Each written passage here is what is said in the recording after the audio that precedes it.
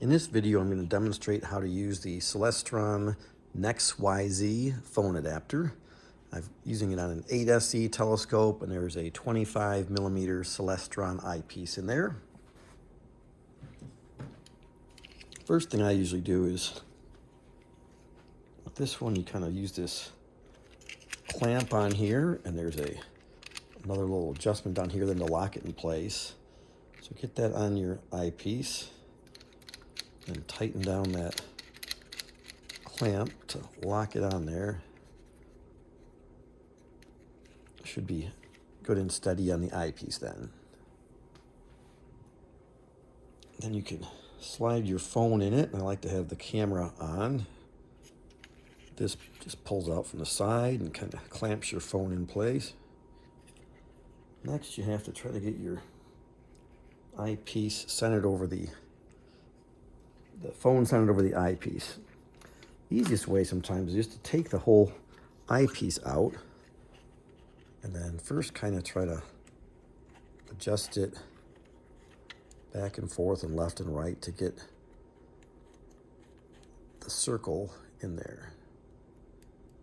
So you kind of get it where the light's coming through centered for the most part. You can tweak that later when it's back on there. So you have that kind of started. Put it back in. And then you can make some other adjustments to get it more centered. So I have it looking at a top of a electrical transmission pole quite a ways away. So you can see I have that centered in there. And I'm using these knobs on the bottom. On the bottom down here are two knobs. The lower one is up and down. The one a little higher up is left and right. You can get that set. There's also knobs for, on this side over here, this knob, that raises and lowers it. So you can get a little closer to the eyepiece to kind of fill the circle out more. And if you get it in a good spot, sometimes you can also use the 2x lens and zoom in.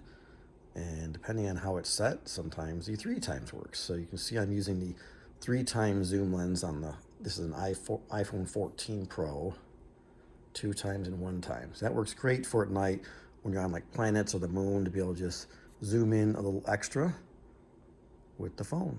So I find it pretty easy to use. I've got other phone adapters.